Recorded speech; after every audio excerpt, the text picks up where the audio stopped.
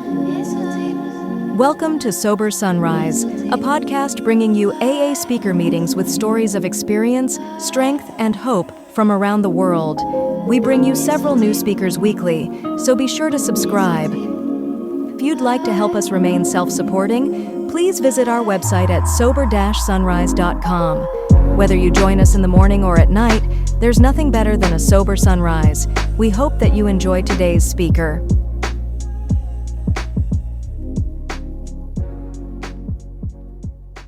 So now I'd like to proudly introduce Jack H. from San Jose.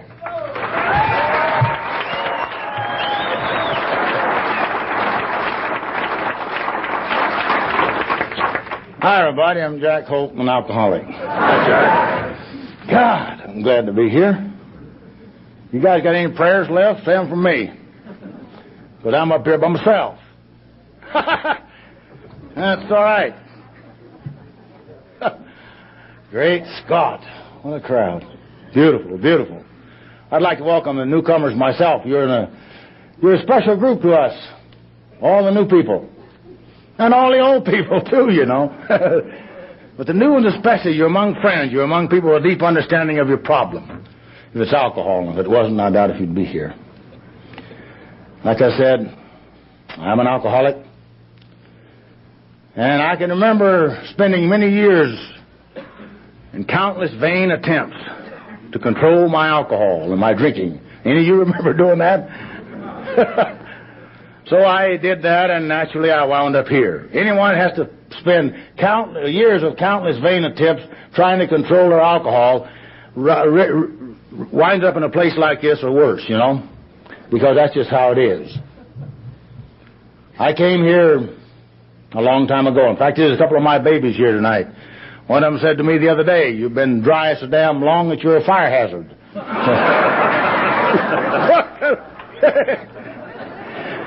So I didn't have anything to say to that. I just brushed it off lightly. A little bit of what I used to be like. First 9 years of my life, I was stone sober. I didn't have a drink. And the first time I ever got drunk, I got drunk helping my dad bottle homebrew. I come from a family of Tennessee farmers, and from no alcoholics any that I know of. I'm the only alcoholic in my family.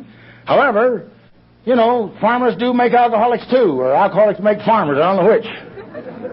But I'm here tonight to tell you that first 9 years of my life I was sober, and I didn't have another drink after that because I got too damn sick until I was 14 years old.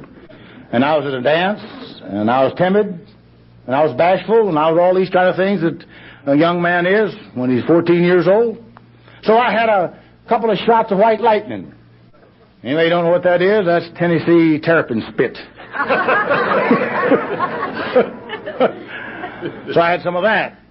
And I felt 10 feet wide and 20 feet tall. Things got to going then. And I'll tell you right now, I became a dancer. I never danced before in my life. I became a singer. I never sang before in my life. I became any damn thing you wanted me to be, and I've never been anything before in my life. That's what alcohol does to an alcoholic. So you know how early I was an alcoholic. So at the age of 15 years old, I was another one of these dances, some more of that white lightning from a different bootlegger. And I take two or three snorts of that, and I damn near died. I passed out right then and there. It was poison. And my dad come to get me because I was sick. I was dying. And they went and got the doctor. And the doctor came out, and they shoved and crammed pure lard down my throat till I vomited. That's how in the way they had to get it out of me, because they didn't have stomach pumps in those days. So I don't like grease till today, even right now. No use for it at all. The hell with it. You can take your lard and stick it. I don't want it.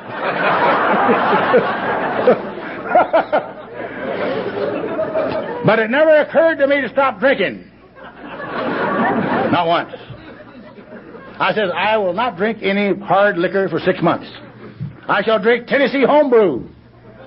Well, you take a cork out of a bottle of Tennessee homebrew and blue smoke will curl in the air 4 feet.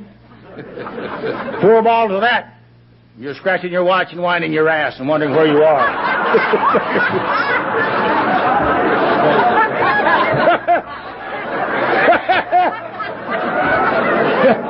We're going to soar with the eagles tonight, kids. Not going to be any of that sewer crap. You're going to ride to high places. See the good things. They're for us.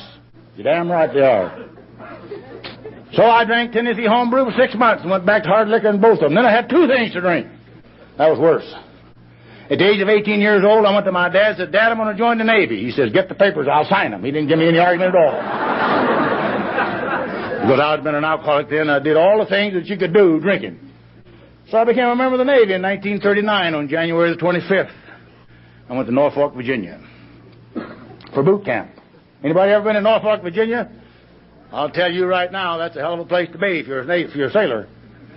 Because by God, I'll tell you right now, in those days they had signs all over the place. Sailors and dogs, stay off the grass. Well, being a sailor and a rebel, I got on the grass. You know, and I was born a rebel. I came into this world a rebel. I'm still a rebel, in spite of all the things that I've learned. So I became a member of the United States Navy, and I shipped around here to this great coast of California in 1939, and went to the World's Fair in 1939 on Treasure Island in San Francisco, and I was introduced to your wine that you make here in this country, and I found out you could just drink on that as anything else. So I had 3 things to drink then. Christ, I was getting better, you know. So I was here for a year. I went to my executive office and said, Sir, I'd like to transfer to China. He says, the papers will be ready tomorrow. He didn't give me any argument at all. So in 1940, I landed in Hong Kong, China. The utopia of the alcoholic in those days. You could buy good booze at $1 a quart and bad booze at 50 cents a gallon. And some of that Sam Shoe whiskey that they pickle lizards in, you could get that for $4 for 15 gallons, I guess. I don't know. But anything. I used to buy that for my rickshaw kid. But at any rate, that was the way it was. And out there, I'll tell you right now, on the south coast of China, that was one hell of a place. Fight, raise hell, and drink, that's all we did. Discipline wasn't near as strict as it was here in the States. I went all the way into Peking, China. All the way. And Peking, China, in those days, they used to call it Peking and all that. It was and every nation had their Marine Corps there because the ambassadors were there. Well, the colonel of the United States Marine Corps was a head man. So we had liberty every night. So I would drink one night with the Axis and the next night with the Allies. So it didn't make any difference. We all got along just fine. Drunker than hell, you know. Russians, Japs. Didn't make any difference. Chinamen. Next night I'd be with Englishmen, Irishmen, and Scotchmen and all that. You know, everybody drunk, raising hell, doing the same thing, you know. You see? Get rid of these goddamn politicians, wouldn't have any trouble. Turn all us people loose in the world. We won't fight. You'll find us loving, necking, drinking, racing hell, doing all this kind. We won't be fighting. That's how we are. Especially the alcoholics. We might fight, but we don't really mean it. So I spent 2.5 years on the south coast of China and the Philippine Islands. And I was out there in the battles and all went on. I was out there when the war broke out. I fought under 3 different countries, 3 different flags, the United States, Great Britain, and Holland. And I could stand here tonight and tell you that my war record was the reason of my drinking, and that would be a damn lie, because I was safer in a sea battle than I was on a beach with a 5th of whiskey. Because I was the kind of a guy to walk off into dry docks with no water in them, looking for my ship. You know? I said, where's the USS Gillespie? The guy says, you're standing under it.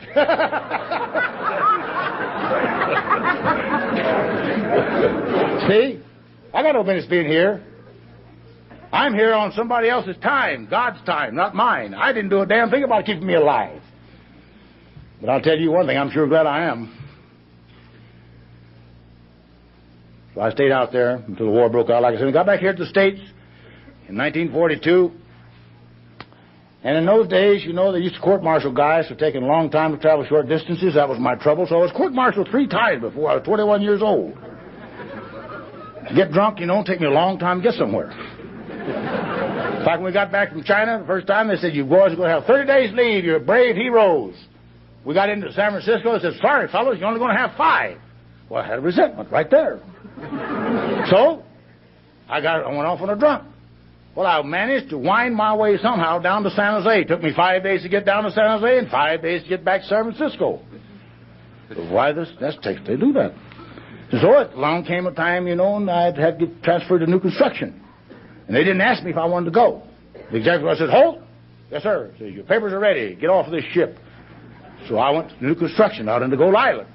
Well, from San Francisco to Goat Island is right out in the middle of the bay. It took me 5 days to get around the bay to get there. A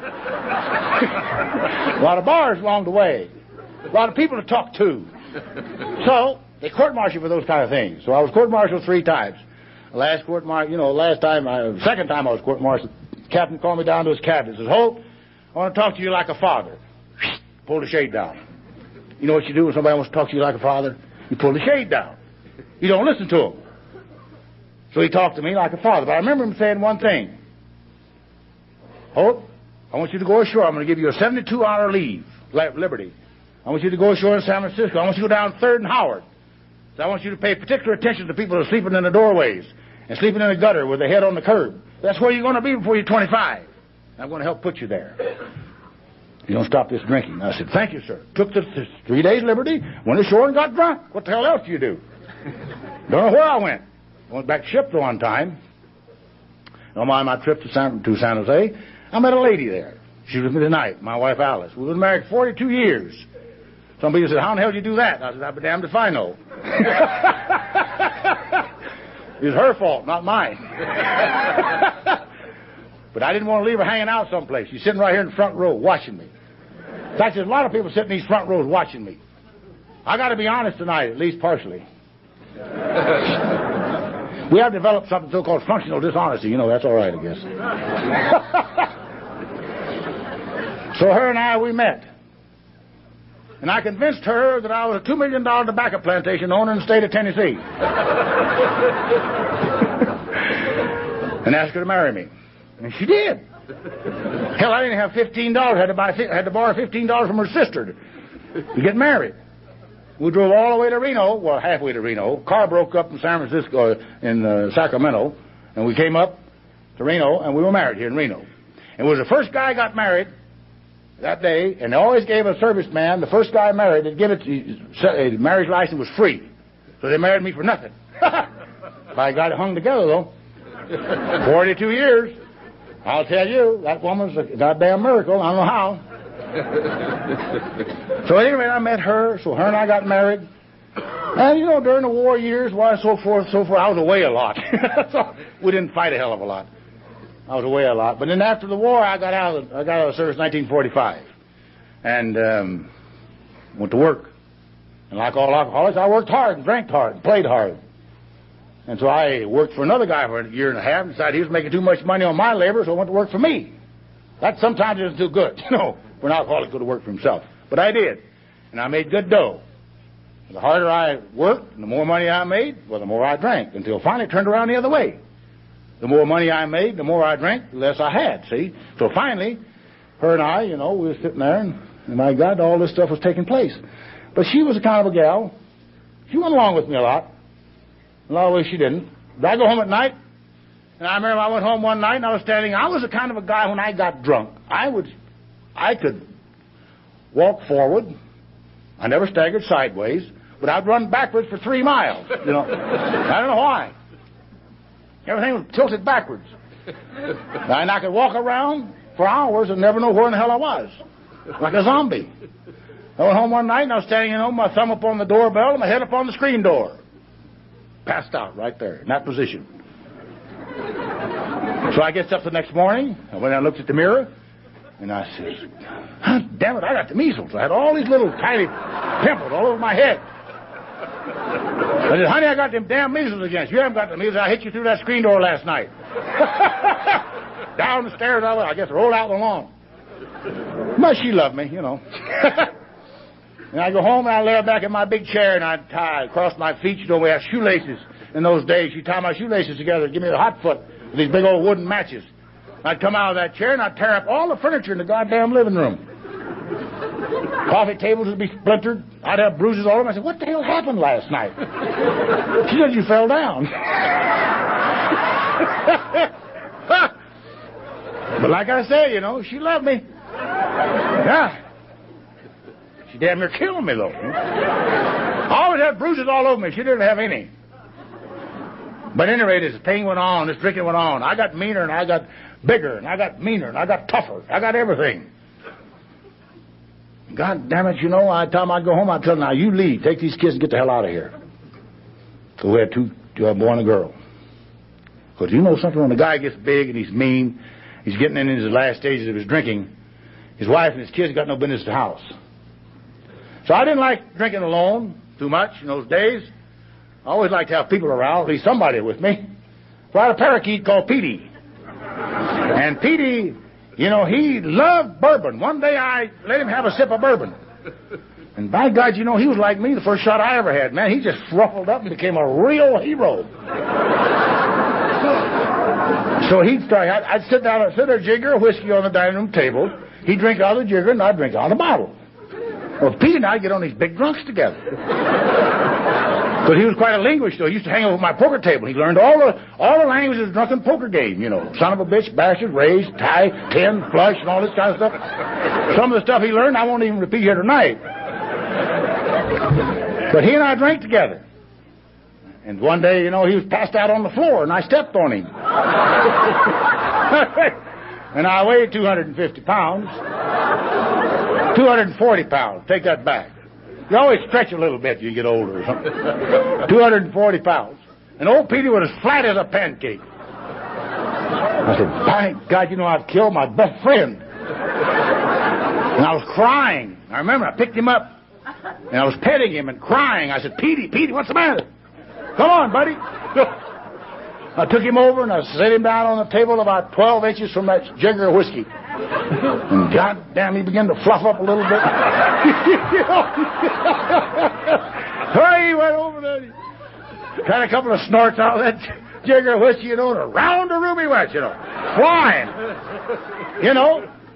And he'd take 3 or 4 drinks, and he'd get real amorous, and he'd start chasing the female dog. I had a female dog. When Alice and the kids was out of the house, that dog hit on the bed all the time with old Petey. He was hornier than hell all the time, going around and chasing that dog all the time. He was a real alky.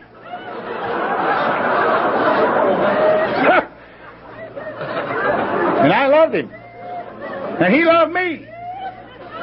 And we drank together, we raised hell together, and I'm telling you right now, we had some of the damnedest parties you ever seen. You got to be pretty damn sick to drink with birds. Even drunks don't do that most of the time.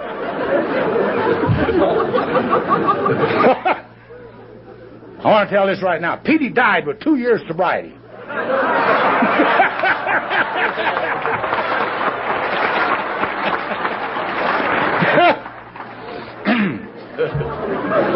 So we go on. These are in the early 50s. Disease getting worse. The disease getting worse. The disease progressing. Me getting sicker. My wife getting madder. She was out to the attorney all the time, trying to get divorced. I said, I'm not going to sign them damn papers to get divorced. So the attorney, he'd call me up, and say, Jack, don't come down and sign the papers. I wondered why. I never did know until after I sobered up. And his wife had died in the bed, drunk, in Honolulu. And this attorney of ours kept us together. Because he never tried to get me to sign those papers. I never knew this until after I sobered up. But Alice would go down and just rant and rave, get the damn divorce papers going. And John would say, Jack, you don't have to sign them. We never knew this till after I sobered up. His wife had died. She was an alcoholic. See, so many things. You never know where health's going to come from. So on the drinking went, though, after that. But I never did get divorced. We never did get divorced. She stayed with me. She damn near killed me, but she stayed with me. See, I wasn't leaving all the time. I never was one who wanted to leave home. I was kind of go to my house and say, God damn it, this is my house. You get out, That's kind of an egotistical idiot I was. Here, I no wonder why I had so many bruises. That was why. She said, well, I'm not leaving. But then when I got mean and all this kind of stuff, she said, I can remember sitting in my house in my big chair. And I can remember shadows passing through that house, talking to me. And I'd talk back. I couldn't find anybody. I remember music playing. No radios on or TVs on. It was all playing anyway. And I was having a party in there, me and that damn bird. All by myself. Nothing on, but this weird thing going on in my head. So as I went on, this program, the disease getting worse and worse all the time. But I wasn't paying any attention to that. It seemed to me like I was just getting better. I guess I was passed out more. But goddamn, after a while you begin to kind of wonder. So it was on in 1950, early 50s, why these things was going on, and so I can remember as Petey and I drank, and I got sicker. I can remember in 1957, on March the 17th, St. Patrick's Day, I came to. And I had a horse by the leg, hollering, "Whoa, you son of a bitch!" Hold him by the leg. I had the piano by the leg. I was laying on the piano, and that horse was trying to stop me to death. I had that piano by the leg.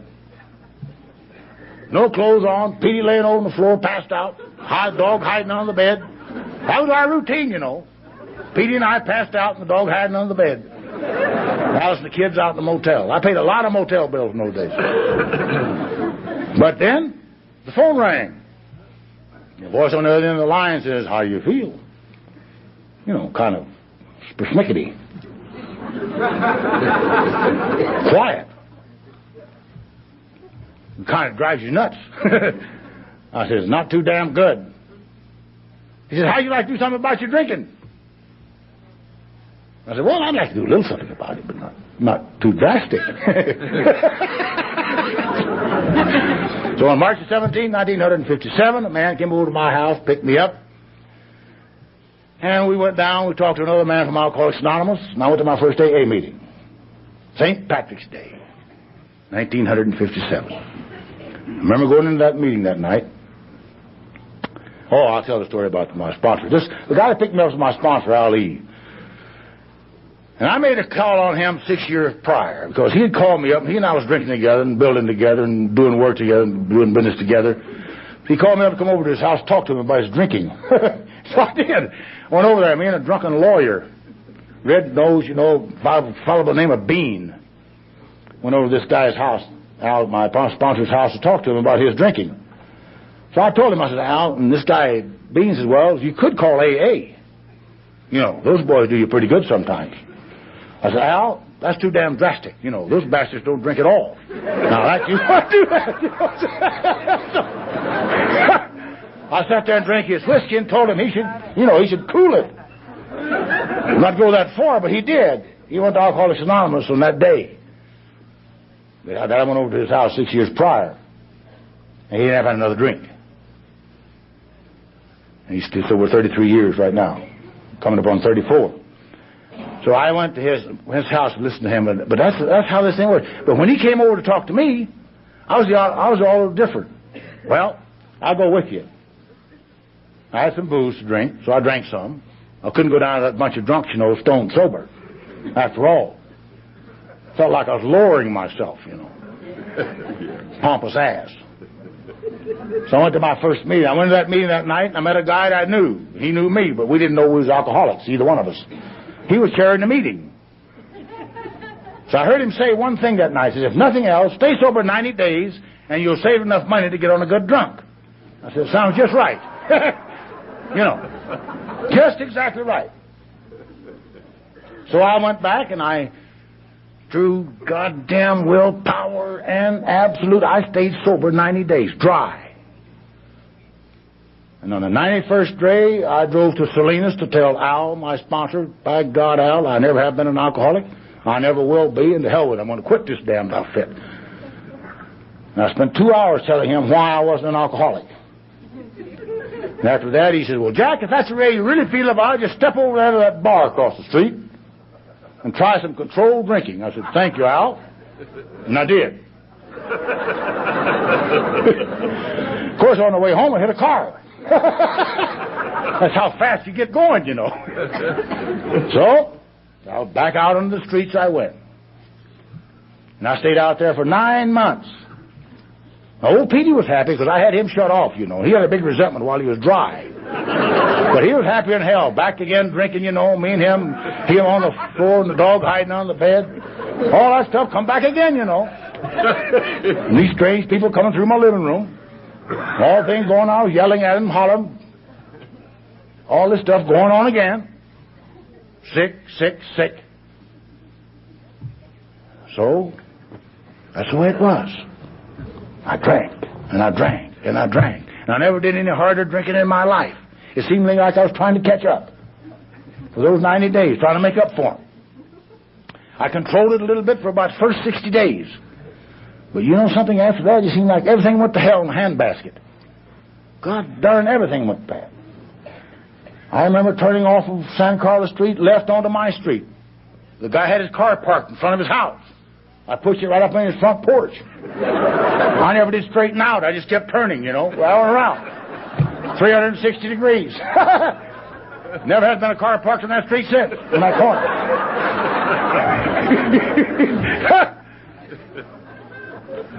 I drove a car over a cliff in Mexico. I've crawled out of 3 wrecks, total wrecks in my life, and I got no business being here tonight. I've done all those kind of things that alcoholics do. Wrecked car, did all this kind of stuff. But I'll tell you, that 9 months I spent out there drinking, that was the most terrible goddamn time I ever spent in my life. It was absolutely just sick. Sick. So on March the 5th of 1958, I came to on a bar stool. I came to, and I was sitting there, you know, and everything was just as clear as a bell. Now, I don't know why everything got clear as a bell. I didn't know then, but I know now. Now, I turned to the guy sitting next to me, and I said, Charlie, this is my last drink. I'm going back to AA. He says, by God, I'm going with you, Jack, because he'd been with me on that drunk, you know. He was sick. So on March the 5th, I went in, I got up, and I went in, and I called up this guy in AA. I said, hey, I want to go to an AA meeting. I didn't know it was 10 o'clock at night. He said, Jack, there's no meeting at 10 o'clock at night, and besides that, you haven't finished your drunk. After all, you're still at the bar. Go ahead and finish it now. Get it over with. But I had. And I called my wife, Alice, says, come and get me, and she did. Went over to my sponsor's house, you know, crying, slobbering. You know how an old slob is. He said, well, what the hell, just come on back. No problem. So on March the 6th, 1958, I returned to Alcoholics Anonymous. 4 of us, there was 4 guys followed me into AA that time. I didn't know I had that much power over them. But you know how. So 4 of us and 4 sponsors walked into the old Plum Ridge meeting, still going on today. We walked in there like a squad of soldiers. 4 little babies, drunker than hell, sick. But I had my last drink on March the 5th, 1958. So my birthday is March the 6th, 1958. That's my birthday. But I heard different things that night. I heard things like, if you never take the first drink, you'll never get drunk. And I said, well, I'll be damned. Who in the hell ever heard of that? Any idiot would know that. But I'd lived 38 years and hadn't found it out yet. And spent 90 days in AA. Because see, my first 90 days, I hid behind a post, didn't talk, wouldn't read, go to 1 meeting a week, and sit there with my ears closed. But I heard different things. I heard these guys talking about, if you never take the first drink, you'll never get drunk. I heard them say, you only have to do it a day at a time. And I heard them talk about all these kind of things. First things first, and easy does it. And it says, participate, get busy. I said, go to meetings every day, every night. I did. I said, okay, I'm going to give this thing a real try. So I started going to meetings every night. Had 2 weeks in the program, got my first 12-step call. And this guy was laying on Vine Street down in San Jose, and he was down in the basement, in an apartment basement. Well, it was just a room down there on the concrete floor. All he had was a wash tray. He was laying down on the couch. His head was hanging off the couch. His tongue was hanging out of the side of his mouth.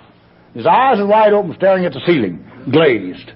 I said, this guy's dead. Hell, he's not drunk. But I went over and I could hear his heartbeat. So I picked him up because he stunk so bad I couldn't stand him. And I took him up and I put him down in this wash tray and turned the water on him. Wash him off because he stunk so bad, you know, he'd let go from everything. So I took him out of that wash tray and slung him over my shoulder and took him home with me. Walked through the front door and said, "Honey, I got a sick one." She says, "Whew, you sure have." She said, "Take his clothes off of him, take him in the bathroom, set him in the tub, and I'll wash his clothes." So, by God, I did. Went back out, you know, sitting in the living room, and this guy was in there soaking. In about 30 minutes, you know, a thought just seemed to hit me upside the head. Something's wrong. Bing, you know. I go in there and I look, and here he is. Water lapping right up here, you know. Foam pouring out of his mouth.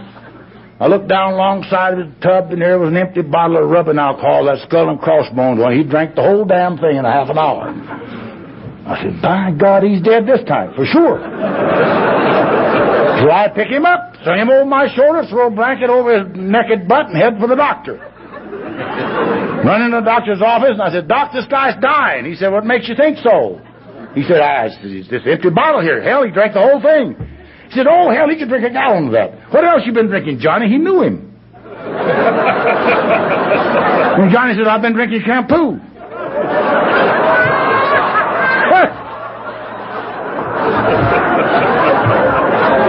Shampoo and blowing bubbles, you know. Here I thought he was dying. So I said, "Well, by God, I'll start a vendetta right now. I'm going to sober you up if it kills you, man." And you know something? I will protest him 10 months. And he's in San Francisco jail right now for drinking. But boy, he taught me a lot. I'm telling you. During his time, he taught me a lot. The last time Johnny called me, I went and got him, took him home with me, and threw him in my swimming pool in January with no heat in it. And every time he'd come up, I'd shove him back under. And I'd shove him back under. When he turned blue, I pulled him out. I took him in, I set him on the couch. I said, "Now, by God, you stay there." He said, "I'm going to get out of this damn place. I ain't stay here long." So I went and I got my 30-06 deer rifle. I said, "Johnny, if you cross that back fence, I'm going to blow both your damn legs off. You stay on that couch." He stayed there 3 days. He said, "Can I go now?" I said, "Yes." He's never called me again.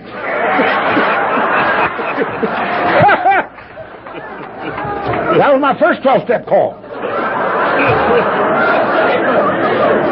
During that time that I was working with him, though, you know, why, I was beginning, you know, I said, "Well, hell, I'll just go out and make 12-step calls. That's all you got to do."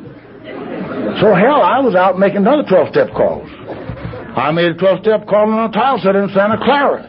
And he was out trying to shoot his wife with a 12-gauge shotgun. He was out, you know, this is way back in those days. Now, we had prune orchards. She was running through the prune orchard, and he was behind her. Bluey, bluey, bluey, you know, blowing all the prunes off the trees. So I caught the little bastard, you know, and took the gun away from him. Called Alice, said, "What the hell am I going to do with this wife and 5 kids out here?" He said, "Bring them home, bring them home." Hell, I had alcoholics all over the place. In the bathtub, out in the patio, in the front yard, in the backyard, everywhere.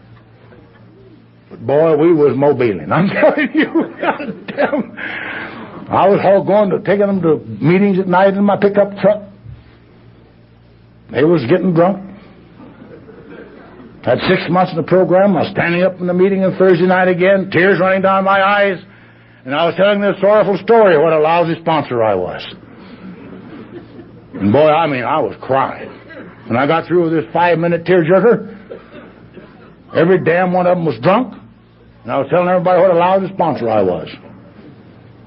When I got all through and sat down, the little man got up in the back and says, "I don't know who in the hell you think you are." Says, "You're not God. You can't get anybody sober, and you can't keep anybody sober. But you missed the whole point of this program, you idiot. You stayed sober." And I said, "I'll be damned. Sure did." That's what it is. That's where we go. So I kept right on, 12-stepping. Right on, 12-stepping. The hell with those 12. Got to go 12 more. That's what you do. One gets drunk, we'll get 2 more. You want to know how to grow fast in this program? Get a whole bunch of babies. They keep asking you questions. You got to go find out. So I've always been a 12-stepper. So I had 12 babies. They was all drunk, but I was sober. But that made no difference now. I knew what was happening. I knew why I was sober. These guys had kept me so damn busy I didn't even have time to drink. And that was good. That was good. That was good for me. Because, see, I was an egotistical son of a gun. I'll tell you. Proud, egotistical rebel. You know, nothing like a southern gentleman who's a rebel. Shit. Might not know where I was, but I was a gentleman. That's it. But anyway, I kept on 12-stepping. And as I piled these guys up, I don't know how many babies I got. I wouldn't even stop to count. I really don't. Doesn't make any difference. What I'm really thankful for, though, is that they were all there when I needed them. So as I 12-stepped and kept on in this program, it was on now. I remember my second birthday. I went running into this little guy in Newt's house. They told me I wasn't God. I said, Newt, today I've been sober 2 years. He says, so what? So's my damn cat laying over on the floor. Right. Hell of a guy, really. Here he was. He was 4.5 feet tall, I think. He used to be a Catholic priest, Jesuit at that. They threw him out of the priesthood for being drunk, you know. So he used to talk to me. And he talked to me, and he was sick in a wheelchair with emphysema. So I couldn't hit him. I weighed 250 pounds. I weighed more in this damn wheelchair and this old lady and everything else put together. But he'd say those things to me. Shut up and listen and sit down. I invited him to my house when I was on him. I knew him about a month. In my living room, I said, and I started telling him my story. He said, nobody wants to listen to your crap. Shut up and listen. But on this date, I had 2 years. I sat down and I listened. He started talking to me about things. He started talking to me about our program of Alcoholics Anonymous. He said, Jack, says, you know, this is the greatest program that's ever been written for mankind. And I said, you're right. As far as I knew at that time. He started talking to me about things called self-honesty. And different things like this. And he told me, he says, you know, Jack, if you want the program, you got to go to the book. Nobody can give it to you. You got to go to the book and get it. So he talked to me for about 4 hours that afternoon about our book, about our program. And he piqued my interest in this book. So I went home and I started studying this book. This book called Alcoholics Anonymous. And the more I studied it, the more interesting it got. And if you haven't studied, it's about time you started. Because it is the program. And some of those things that I learned out of this big book, I want to share with you tonight. One of the first things that I learned was on page 25. It's called pride. Anybody here having trouble with pride? It says in there, you know, there is a solution. And the solution is, and none of us like it, the solution is a leveling of the pride. It doesn't say kill it or destroy it, it says level it. Well, how in the hell you level your pride? Well, just ask yourself 2 questions sometime. Where has pride caused me to do things I didn't want to do? And where has pride kept me from doing things that I should do? That covered my whole damn life. Pride is something that's caused me more trouble in my life than all other things put together. Why do you think an alcoholic says, hell, I'm not going to give up drinking? Even because you're so damn smart, we know that. No. Even though we are intelligent people, we wonder why, though. But it says that in there. But it says, if you will level your pride, which means you don't let it drive you up the wall any longer. You drive it up the wall. We said, if you level your pride, then you will be rocketed into a 4th dimension of living that you never knew existed. That I can testify to. Because I've been living in it. Every once in a while I run out of it. I get back into it pretty quick. But this is all on page 25 in chapter 2 of the big book of Alcoholics Anonymous. So one thing, unless we learn it, it says, this is required for the successful consummation of the rest of this program. Well, I don't know about you, but required to me means must. Now, you're here in AA, we got no must in Alcoholics Anonymous. But I'm going to tell you right now, we got some damn well betters. Now, I'm going to tell you, you better get on them. And on chapter 3, more about alcoholism. You learn. You meet yourself right there. You're right eyeball to eyeball, that drunk, that alcoholic. And you wonder, said, how come I didn't follow this damn thing into the gates of insanity or death? Why? Why are some of us picked? Why are some of us chosen? Why are some of us here tonight and millions out there and countless others not? I don't know. Don't ask me that. That's God's business. But we're here. In chapter 4, the old agnostics, they taught us on page 25, or page 55. They taught us, they teach us right there. They said they could get all the way up to the shore, but they couldn't get out of the boat until they looked deep within themselves and they found this thing. Please turn to side 2 of this cassette to continue the program. But they couldn't get out of the boat until they looked deep within themselves and they found this thing. And they called it the great reality. They didn't call it God. Called it the great reality. It means God, but they couldn't use God. They were agnostics. So they found this thing called the great reality. And when they got in touch with that, see, they got to where they couldn't trust their own logic, they couldn't trust their own reasoning. So when you can't trust those two things, then you got to go someplace else. So we look deep within ourselves and we find this thing called God, this great reality. The difference between getting in touch with that and not getting in touch with that is just like having a television set not plugged in and one that is plugged in. That's the difference. In chapter 5 it says, rarely have we seen a person fail who's thoroughly followed our path. It doesn't say paths. It's not plural. It just says path. Path. Now, you know, they build highways across this great nation of ours from the Pacific Ocean to the Atlantic Ocean. Some of them are 8 lanes wide. And that's an easy, softer way to get across this country. But not the alcoholic. Hell no. Got to be another way. So down in the gulches we are, down in the briar patches. Looking for another way. One of my babies called me 5 years ago and says, "Sponsor?" "Yes, sir." He says, "You know, somebody wrote this damn book 45 years ago, and it's out of date." I said, "I'll see you when you get back." So he did the only thing an alky does, you know, when he says the book's out of date, he goes and gets drunk, trying to change it. So there we are, down in the gulches, down in the briar patches, braying at the moon like a jackass, you know. Gotta be another way, gotta be another way. Can't accept this one that's here, you know. The one that's been proven, the one that we know works. Not too long ago, one of the guys, I'm not his sponsor, but he called me and he says, "Hey, Jack, my program isn't working." I said, "Who in the hell ever told you your damn stupid program would ever work?" So your program won't work. Why don't you try the program, the one that works for everybody? Your program and my program ain't worth a tinker's damn. You listen to my program, I'll tell you right now, you get drunk in hell. Because I'm a proud, egotistical, vain alcoholic. The program, the one that's in the book. And I always tell my babies, read the black lines. The black letters.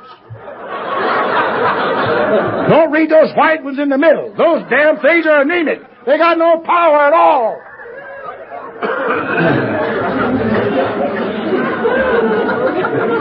Read the black lines. Where it says there's only 2 kinds of people that come here that do not succeed in this program. And they're the ones who cannot accept these simple teachings, or the ones who will not. Right there you got to make a decision, or you're a blabbering idiot or an egotistical jackass. But if you're smart, if you're a blabbering idiot, if you're a cannot, goddammit, I don't know what the hell we can do for you. But if you're a blabbering idiot, I know. Egotistical jackass, that's what we are. Or I am. I could carry that a little further, but I won't. There's the only 2 kinds of people that the book talks about to come here that doesn't make this program successfully. The cannots or the will nots. Where do you want to be, a cannot or a will not? Make up your mind. Easy. And he goes on to say, that some of us come here even though we have grave emotional and mental disorders. You can be a damn nut and stay sober. And I'll tell you right now, you got to be a nut to be an alcoholic. We're not noted for our, I don't know what, but isn't it funny? We don't mind being called nuts, but we don't want nobody to call us crazy. Nuts is fine. That's okay. And one day I was reading this first page on chapter 5, and a little word jumped off of this page at me. Little word, little 2-letter word called it. I said, down. If you have decided you want what we have, and you're willing to go to any length to get it, there's a little hyphen right there. What the hell's it? Well, they don't tell you any more about it. So I started on a search for it. God, what a search that's been. 4 years ago, a young lady called me one night on my phone at home. Said, Mr. Hope? I said, yes. She says, have you found it? I said, yes. She says, how? She says, how come you found it? Well, you belong to a member of our church? I said, no. She said, well, have you seen these bumper stickers? Have you found it? Some of you probably seen them. Okay. So I says, no. She said, well, how did you find it? We only been here just a few years. I said, well, we found it. I found it 19 years ago. 19 years ago. Where at? I said, in AA. We couldn't wait for you guys. It's too damn slow.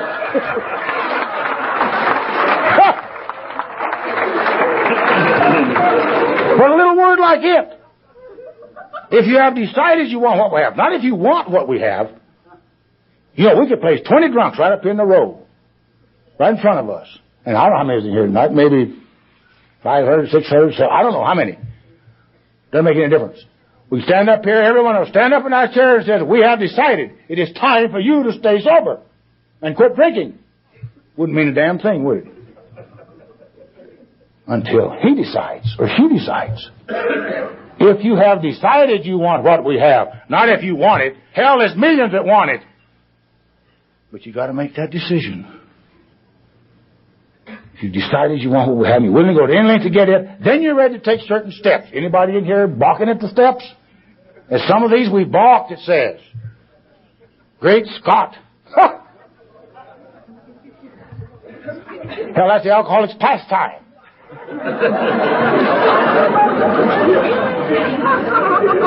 When we first come here, I came here, I was called a two-stepper. First step and the 12th step, and everything in the middle was somebody else, not me. Really? I'm not kidding you. Till that old man got a hold of me, that told me, so his damn cat's sober over there on the floor. But that's what happens. Then you go on in the book, says, many of us try to hold on to our old ideas. Anybody here trying to hang on to your old ideas? Huh? That's what you're talking about, balking the steps to. Hang on to your old ideas. That one has all power. That one is God. May you find him now. We stood at the turning point. God almighty, how many times an alcoholic stood at the turning point? But that one important time, he stands at that turning point and says, I'm going to go. I'm going to go with the sober ones for a change. We ask his protection and care with complete abandon. That means, by jingoes, you let her go.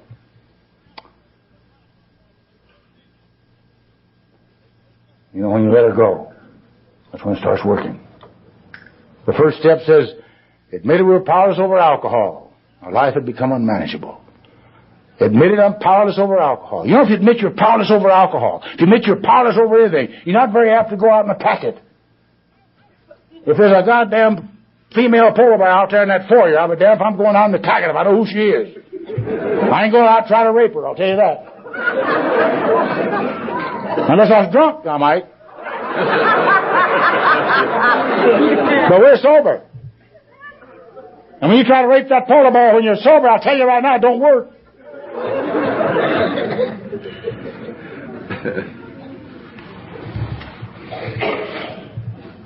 Admit we're powerless over alcohol. That separates the men from the boys damn quick. Don't say anything about being an alcoholic. Alcoholic is a label. I used to sit on a bar stool, and if you was an Indian chief, I was an Indian chief. If you was a doctor, I knew something about doctoring. If you was a horse wrangler, I knew something about cowboying. It didn't make any difference. But when you admit you're powerless over alcohol, you admit that, and your life has become unmanageable. I used to look at the word life and I say, God Almighty, what is that? So one day I got smart and I looked in the dictionary. You know what life says in the dictionary? Another definition of life is thought. My thinking had become unmanageable. Simple. Anybody in here that think their thinking is manageable when they're drinking, huh? Do you? You do? Well, hell, you're in shape, bad shape. So the first step, admit I'm powerless over alcohol, my life had become unmanageable. But you see, the reason why it's hard to do that is because it's hard to admit something like that. For the egotistical, proud, vain alcoholic. You know, we're like General Custer. You know, an alcoholic, I tell you, I just get the damnedest kick out of this, but I can just see myself. You've heard of the 4 horsemen in the big book. Frustration, I don't know what the hell the other 3 are. One's fear, frustration, whatever they are. I can't memorize them all. But at any rate, you know what the 4 horsemen are. Okay, an alcoholic, anybody else would ride 1 horse at a time. But not now. You see us coming down the road on all 4 horses at once. No saddles on them, you know. Like God, just going straight, eyes blazing, you know, alcohol, his eyes, fire's coming out of his nose. He's got his saber headed out like General Custer. Charge! All the way. That's the way an alcoholic is. Self-will run riot. God Almighty. Self-will run riot. You admit you're powerless over alcohol, your life is unmanageable. Though, good thing that made this program the way they did. They brought the second step right into play. Gave us something to believe in. So they came to believe the power greater than we are can restore us to sanity. I came to believe that a power greater than we are can restore us to sanity. If you're standing in a bucket of crap, stand still. Don't start jumping up and down. Think your way out of it.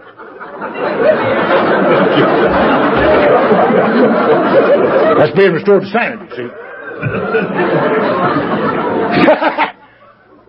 A lot of people here tonight may not believe there's such a thing as a God. That's okay.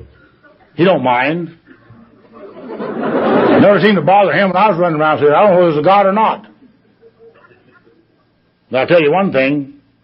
He looked out on this planet one day and he says, you know, there's a gang of people on that planet that don't believe, that they won't listen to nobody. They won't listen to my preachers or my priests or my doctors or my psychiatrists or nobody. So the hell with them. I'll turn them loose on one another. And he started AA. That's how come we're here.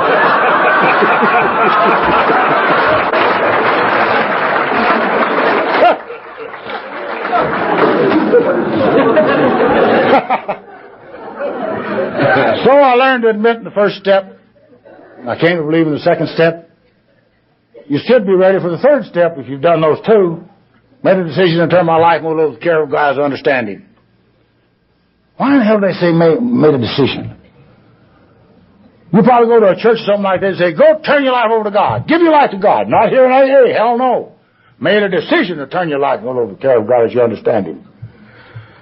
It's so that you think about what you're going to do. Because when you do it, and I believe this, I don't believe you drink again. And I'll tell you why. Stop and think about what you've just done. You made a decision to turn your life over to the care of God as you understand Him. I don't believe God's going to direct you down to a bar to get a drink. I don't believe He's going to direct you down to a liquor store to get a bottle either. I don't believe He's going to direct you to go out anything and do anything wrong. I don't think He's going to tell you to go out to hurt your fellow man in any way. I don't think He's going to do that. So if you make that decision, turn your life over to the care of God as you understand Him, then you're able to go out and work and play and have fun and do all the things because your life and your will, you don't have to worry about it anymore. Willpower is something that I heard a man say one time. Guy asked him, why don't you use your willpower in connection with alcohol? He said, alcohol becomes soluble Willpower becomes soluble in alcohol, just like sugar and water. Willpower becomes soluble in alcohol. How many times have you ever said to yourself, I will not drink again? Promised everybody, wouldn't drink again. But I believe once a man turns his life over to the care of God, as he understands it, then he's got a head start. You think that'd be enough, but it isn't. No. They bring the fourth step. Made a fearless and searching moral inventory of myself. Fearless and searching. I've heard many guys say, had to go back and do it again. Well, that's when you stand in the middle of the room, and sweep round circle. You don't get into the corners. But fearless and searching means just that. It doesn't mean fearful and search less.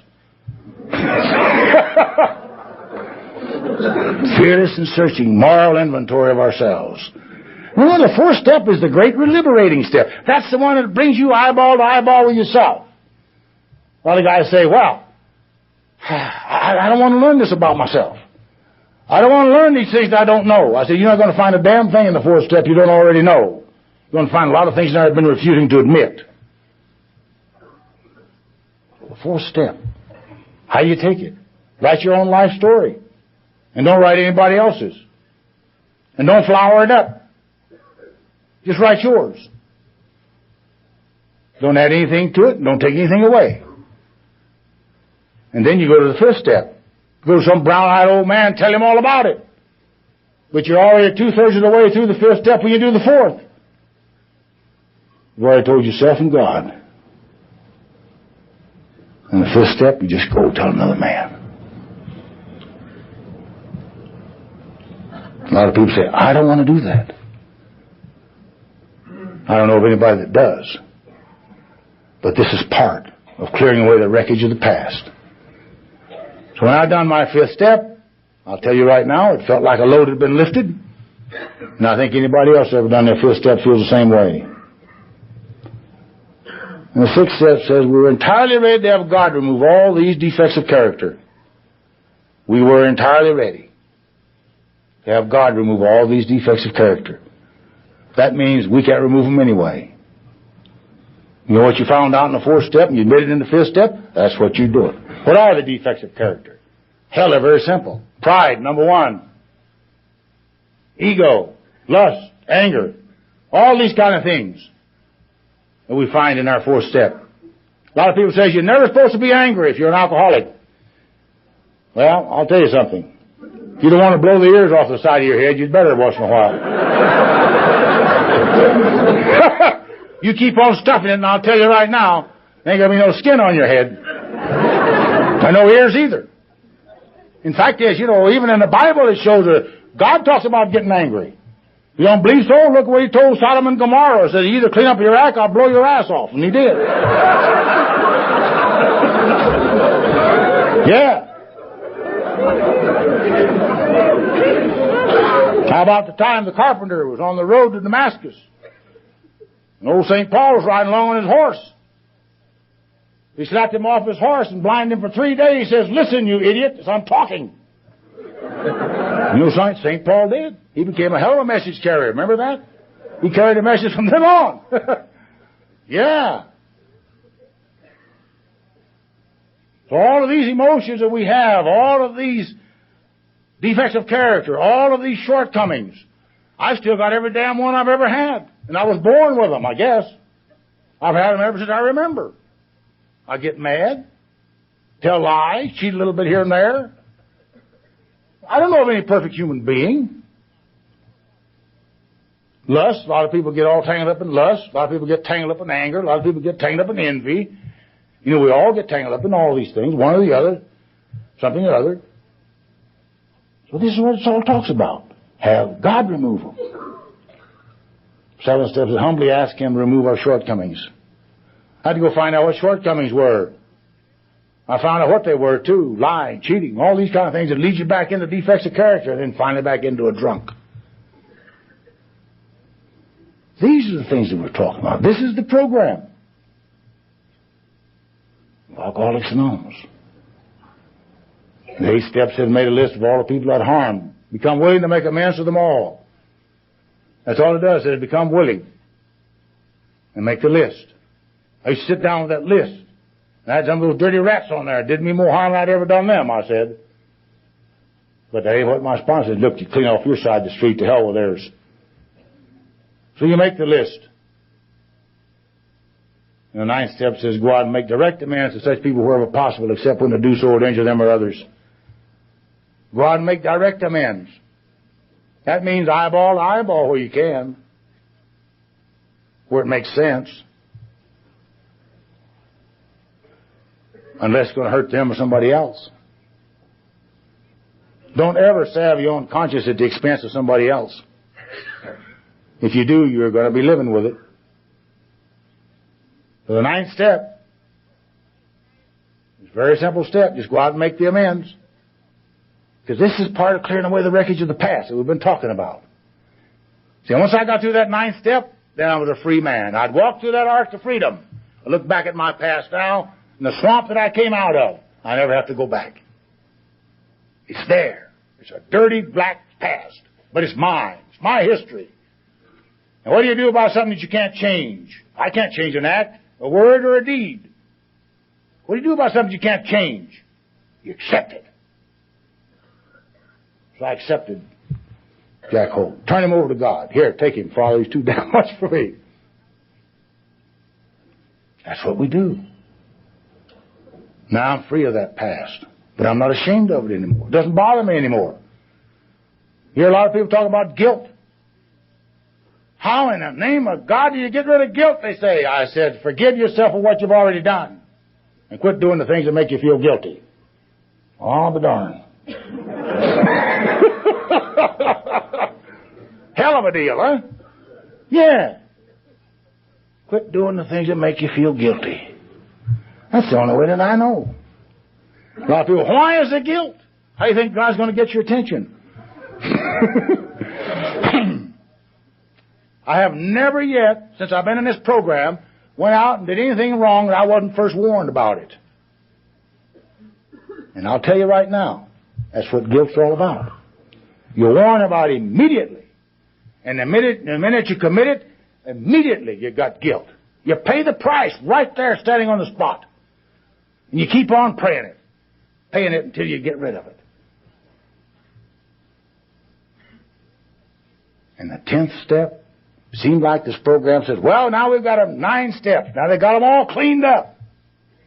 But we got to keep these alkies busy. If we don't, they'll be drunk again. So they gave us a 10th step. Continue to take personal inventory, and when I'm wrong, promptly admit it. And the word continue is like a circle. You won't find a beginning, and you won't find an ending. So it means the rest of my life. And thank God that I've got the rest of my life. Continue to take my personal inventory. When I'm wrong, promptly admit it. Promptly to me used to be 3 months. Then it became 3 weeks, 3 days, 3 hours. Now sometimes I can do it in 3 seconds, just like that. And that's great when I can do that. Sometimes with Alice, I've got to ponder it for a while. Don't know why, but I got to ponder it with her for a while. Strangers, most of the time I can just wham, hey, look, I'm fine, I goofed, I'm sorry. No big deal. Because as you learn in this program, you stay in the engine of your train. You get out of the damn caboose. You get up in the engine, where the action is. That's what we talk about. Action. Action in Alcoholics Anonymous. So the 10th step, I never have to go back and do the things I used to have to do. But I can take that 10th step and use it every day, and I do. Every night. Every night. And every morning. And every day at noon. Every day, that 10th step pops into my mind. Have I hurt anybody? Have I said anything bad about anybody? Have I criticized anybody? Have I been out gossiping about anybody? Hey, he's a hell of a gossiper, We don't watch ourselves. Yickety, yickety, yickety, yick.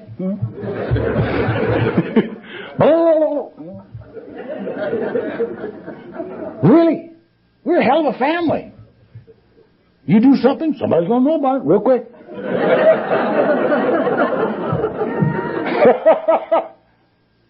So, damn it, 10th step tells us not to do those things.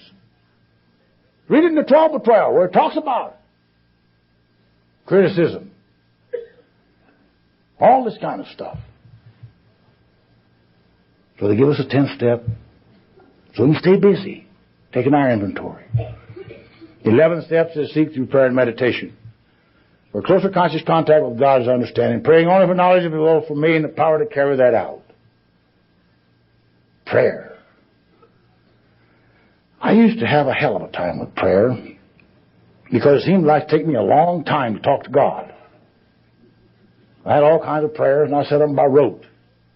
You know, blah, blah, blah, blah, blah, blah, blah. He must have got tired, I don't know, listening to me. But I come to find out, you know, you don't have to say a damn thing to pray. All you got to do is think about God. That is prayer. Thinking about God is prayer. So if you don't know how to pray, think about God. Think about the Word God. Think about the Word. A lot of guys say, well, how am I going to think about something I can't think, I can't see, I can't hear, I can't smell, I can't touch? I said, well, there's a lot of things that you can't do that with. One of them is the wind. You ever see the wind blowing through a tree? See the leaves rustling around, shaking up there? Do you see the wind? Hell no, but you see the result of it, don't you? So what do you look for? You look for the results of God in your life. And you see it. And better yet, you see it in somebody else's life. A lot quicker. You see the way it works. By the grace of God, there go I. If you ever see a drunk laying on the street, by the grace of God, there could be me. But for the grace of God, that could be me. Meditation. How do you meditate? Think about God. That's all you got to do. I'll guarantee if you're thinking about Him, you got to be thinking about anything else. He's a little bit too big. And He's the kind of God that I come to understand is He's a good one. I know He gets amused at me a lot of times. But I like to talk to Him just like I talk to you. I have a hell of a conversation in my car a lot of times. Especially if some driver isn't acting just right.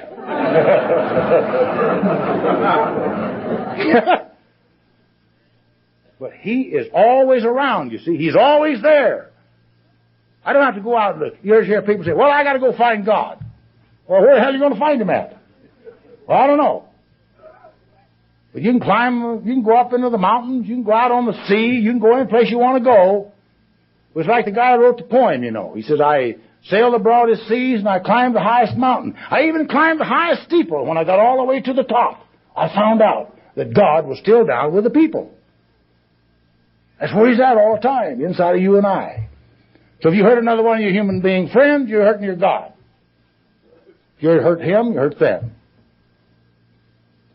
Next time you're about ready to hurt somebody, think about what you're going to do. Think about who you're going to hurt. And practically every time, you won't do it. Seek through prayer and meditation for a closer conscious contact. I've always had an unconscious contact with God because He kept me alive. If you don't believe there's a God, just when you go to sleep at night, what happens? I don't know. But He keeps my skin growing, my hair growing, my eyes seeing, my nails growing. You know, He keeps my bowels moving, all this. What the hell's going on? Tells me to get up when I got to go, you know, in the night, in the middle of the night. Who does all this? I sure as hell don't. I'm unconscious. I don't know nothing. So who's going to do it?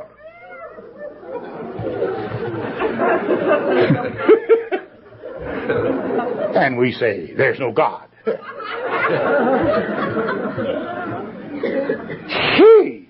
It's okay. I don't care if you want to believe that way. But I just stopped to think, you know, what's going on all that time when I'm asleep? What was going on all that time when I was drunk, passed out? Walking around like a zombie, you know, didn't know how I was. Phew. Ah, the love of this program. The greatness of this program and the greatness of the people that belong to it. You and I. We're great people, the alcoholics, let me tell you. So is the non-alcoholics. Any of you here tonight? I have a great admiration for non-alcoholics. Called Al-Anons. Wasn't for you, we wouldn't even be around. I'm married to one. Tough. Tough.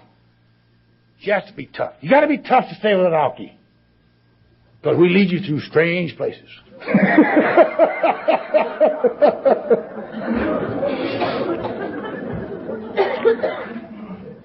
The 12th step. Remember the little word it I was talking about? The answer to the little word it's in the first sentence of the 12th step. Having had a spiritual awakening. That's it. As a result of these steps, we try to carry this message to other alcoholics and practice these principles in all our affairs. Every one of you and I here tonight are message carriers. We became rag pickers a long time ago.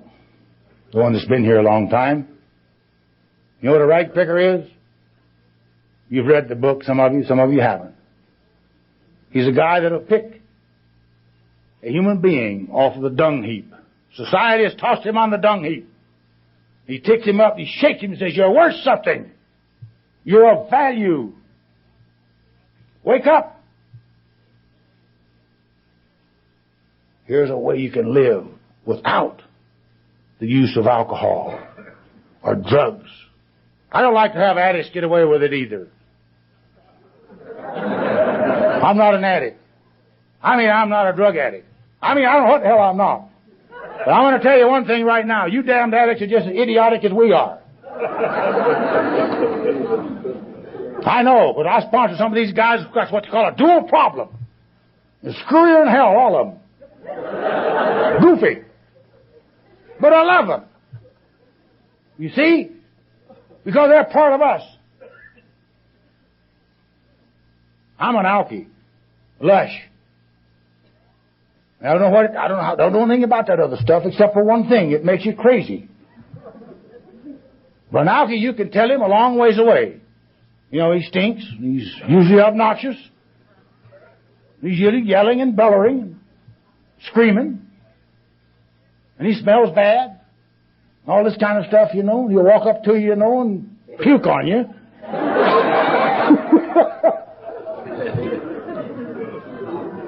So we have a mark. We have a great distinction the alkie does when he's in his cups. You can see him and hear him a long ways away. But I see you other people. I'm telling you, I love you. And I know that you're looking for the same thing that we are. Sobriety. And sobriety isn't just staying sober. Man, I'm going to tell you right now, it is a hell of a lot more than that. If all I was in this program for was to stay sober, to hell with it, I'd left a long time ago. But man, this is life. We're living. We've been to hell and back several times. We've died a lot of times. And this program says you don't have to do it anymore. You never have to take another drink as long as you live, a day at a time. You can carry this message to other people. Come on, follow me. Be a rag picker. Pick one up. Get one under each arm. With a drunk under each arm, I'll guarantee you won't take a drink. Because you can't build your elbows. And they will always remind you where you come from. I always stay. I always keep some new ones around me. Because I'm still 12-stepping. And I love them. I really do. Some of them I don't like. But I love them. That's a fact. Practice these principles in all of my affairs. Never have I been able to. Never will I be able to, I don't think. And if I ever do, then what the hell? I'll be out walking on the water. But you know something? I don't really want to get that good yet. I'm like old St. Augustine says, God, give me grace, but not right now. I want to live. I want to be out in this life of ours. I want to live, and I want to live good. We're among the living. You've heard it. Faith without works is dead. I'm going to tell you right now, tonight, faith with works is alive right here in this place. Faith with works is alive. You know what faith is? Faith is just evidence of something you can't see. That's all it is. You can't even see the back of your head, you idiot, you know.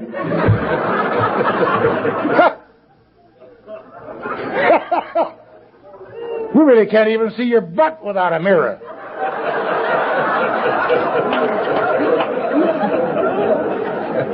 Yeah.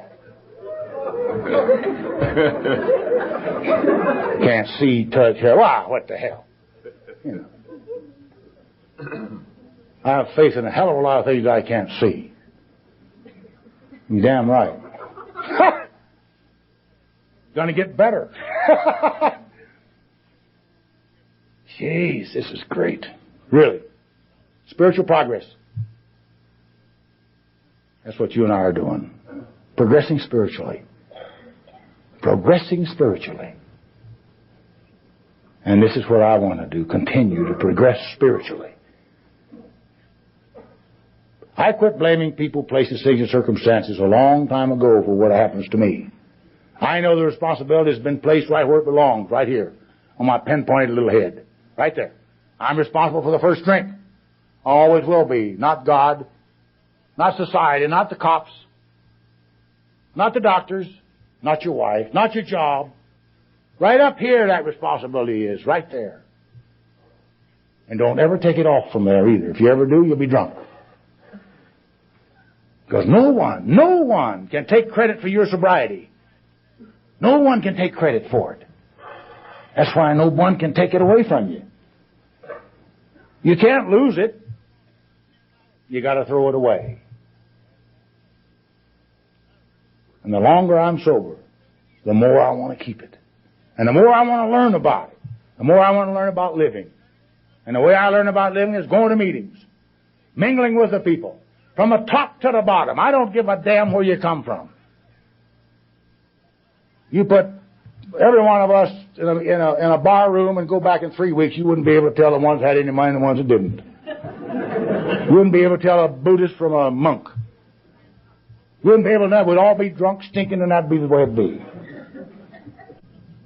So you see, we are a great people. We are a lovely people. We are of value. If you're here tonight, you don't put any value on yourself, I feel sorry for you. But if you walk up to a bar and you look in the back bar, and just before you take that drink, just stop and remember, the scale is balanced as long as you leave that ounce of whiskey on one side and your life, your wife, your kids, your clothes, your job, and everything else on the other. It'll stay balanced if you don't take that ounce of booze. If you take it, they all go down the sewer, and you with it. That's what we're dealing with. Cunning, baffling, powerful. We deal with alcohol in AA. We deal with it. We don't just talk about it, we deal with it. You ever notice you don't deal with your problems, how quick they deal with you? You ever notice that? You hear somebody crying, God almighty sakes, you know, I've got any money. Well, when'd you work last?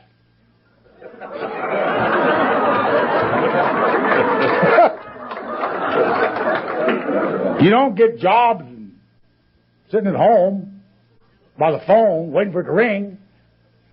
Pick it up and ring somebody else. You got to be on the attack side in this life. You got to be on the aggressive side. Go out and get them. Anytime you feel bad, just go out someplace and pick up a couple of drunks.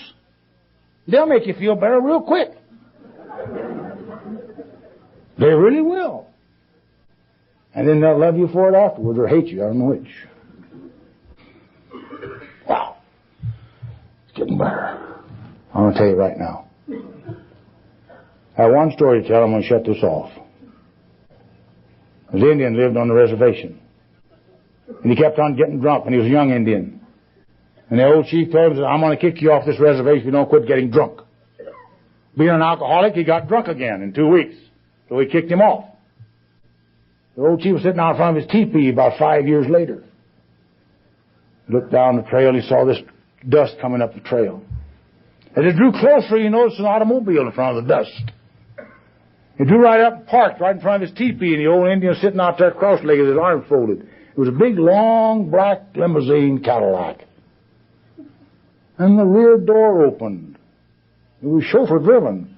The rear door opened, and this young buck stepped out that he'd kicked off the reservation 5 years before. The old Indian chief raised his hand in a normal Indian salutation. He says, "How?" The young guy says, "Chapter 5. Thank you. God bless you. And I'm glad with you. And I love you. Keep talking."